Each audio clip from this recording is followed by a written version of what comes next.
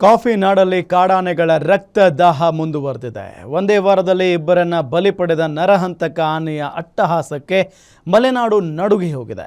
ಇಂದು ಕೂಲಿ ಕಾರ್ಮಿಕ ಮಹಿಳೆ ಆನೆ ದಾಳಿಗೆ ತುತ್ತಾಗಿದ್ದಕ್ಕೆ ಮಲೆನಾಡಿನಾದ್ಯಂತ ಆಕ್ರೋಶದ ಜ್ವಾಲೆ ಹೊತ್ತಿ ಉರಿದಿದ್ದು ಲಾಠಿ ಚಾರ್ಜ್ಗೂ ಕಾರಣ ಆಗಿದೆ.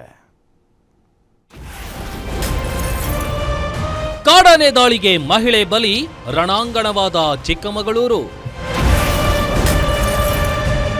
ಕಡಬಗೆರೆಯಲ್ಲಿ ಕಲ್ಲು ತೂರಾಟ, ರೈತರ ಮೇಲೆ ಲಾಠಿ ಚಾರ್ಜ್. ಚಿಕ್ಕಮಗಳೂರು ತಾಲೂಕಿನ ಹುಣಸೇಹಳ್ಳಿ ಗ್ರಾಮ ಇಂದು ಮರಣ ಮೃದಂಗಕ್ಕೆ ಸಾಕ್ಷಿಯಾಯಿತು. ಕಳೆದ ಸೋಮವಾರವಷ್ಟೇ ಯಲ್ಲಪ್ಪ ಎಂಬ ಕಾರ್ಮಿಕನನ್ನ ಕೊಂದಿದ್ದ ಒಂಟಿ ಸಲಗ ಇಂದು ಹಾವೇರಿ ಮೂಲದ ಬೋರಮ್ಮ ಎಂಬ ಮಹಿಳೆಯನ್ನ ಬಲಿ ಪಡೆದಿದೆ. ಕಾಡಾನೆ ಕಾರ್ಯಾಚರಣೆ ನಡೆಯುತ್ತಿದ್ರೂ ಸಹ ಅರಣ್ಯ ಇಲಾಖೆಯ ನಿರ್ಲಕ್ಷ್ಯದಿಂದಾಗಿ ಇಂದು ಮತ್ತೊಂದು ಜೀವ ಬಲಿಯಾಗಿದ್ದಕ್ಕೆ ಚಿಕ್ಕಮಗಳೂರಿನ ಕಡಬಗೆರೆ ರಣರಂಗವಾಗಿ ಮಾರ್ಪಟ್ಟು ಪೊಲೀಸರು ಮತ್ತು ಪ್ರತಿಭಟನಾಕಾರರ ನಡುವೆ ವಾಗ್ವಾದ ನಡೆದು ಲಾಠಿ ಚಾರ್ಜ್ ನಡೆಸಲಾಯಿತು. ಅಂತ ಏನಂದ್ರೆ ಸಾವಿನಲ್ಲೂ ಅರಣ್ಯ ಇಲಾಖೆ ಮೃತದೇಹಕ್ಕೆ ಕನಿಷ್ಠ ಗೌರವವನ್ನು ಕೊಡಲಿಲ್ಲ. ಆಂಬ್ಯುಲೆನ್ಸ್ ತರಿಸಿದ್ರೆ ಜನರಿಗೆ ವಿಷಯ ತಿಳಿದು ಪ್ರತಿಭಟನೆ ಮಾಡ್ತಾರೆ ಅಂತ ಬೋರಮ್ಮ ಶವವನ್ನ ಟಾರ್ಪಲ್ ಸುತ್ತಿ ಲಗೇಜ್ ಆಟೋದಲ್ಲಿ ಸಾಗಿಸಲು ಯತ್ನಿಸಿದ್ರು. ಇದನ್ನ ಗಮನಿಸಿದ ಎನ್ಆರ್ಪುರ ತಾಲೂಕಿನ ಕಡಬಗೆರೆ ಗ್ರಾಮಸ್ಥರು ಆಟೋವನ್ನು ಅಡ್ಡಗಟ್ಟಿ ಅಧಿಕಾರಿಗಳನ್ನು ತರಾಟೆಗೆ ತೆಗೆದುಕೊಂಡು ರಸ್ತೆಯಲ್ಲೇ ಮೃತದೇಹ ಬಿಟ್ಟು ಬೃಹತ್ ಪ್ರತಿಭಟನೆ ಮಾಡಿದ್ದಾರೆ.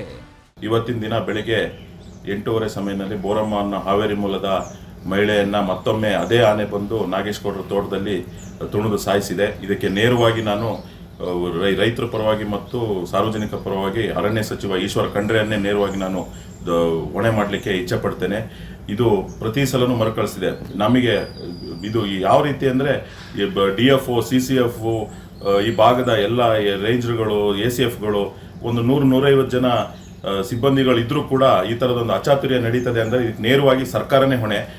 ಇನ್ನು ಪ್ರತಿಭಟನೆ ತಾರಕಕ್ಕೇರ್ತಿದಂತೆ ಪೊಲೀಸರು ಮತ್ತು ರೈತರ ನಡುವೆ ವಾಗ್ವಾದ ನಡೆದು ನೂಕಾಟ, ತಳ್ಳಾಟ ನಡೆದಿದೆ. ಹೋರಾಟಗಾರರನ್ನ ಬಂಧಿಸಲು ಮುಂದಾಗಿದ್ದಕ್ಕೆ ರೊಚ್ಚಿಗೆದ್ದ ಜನ ಪೊಲೀಸ್ ವಾಹನವನ್ನೇ ಪಲ್ಟಿ ಮಾಡಲು ಯತ್ನಿಸಿದ್ದಾರೆ.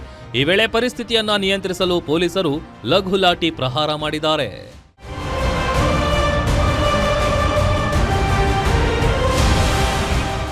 ಇತ್ತ ಜನರ ಆಕ್ರೋಶದ ಬೆನ್ನಲ್ಲೇ ಎಚ್ಚೆತ್ತ ಅರಣ್ಯ ಇಲಾಖೆ ಮಹಿಳೆ ಬಲಿಯಾದ ಅರ್ಧ ಗಂಟೆಯಲ್ಲೇ ಬೆರಣಗೋಡು ಸಮೀಪದ ಕೆರೆಮನೆ ಬಳಿ ಹಂತಕ ಸಲಗವನ್ನು ಸೆರೆ ಹಿಡಿದಿದ್ದಾರೆ. ಒಟ್ನಲ್ಲಿ ಕಾಫಿ ನಾಡಿನಲ್ಲಿ ಆನೆ ಮತ್ತು ಮಾನವ ಸಂಘರ್ಷ ತಾರಕಕ್ಕೇರಿದ್ದು ಜನ ಮಾತ್ರ ಇನ್ನೂ ಆತಂಕದಲ್ಲೇ ಕಾಲ ಕಳೆಯುವಂತಾಗಿದೆ. ಭರತ್ ಬೆಟ್ಟದ ಮನೆ, ಗ್ಯಾರಂಟಿ ನ್ಯೂಸ್, ಚಿಕ್ಕಮಗಳೂರು.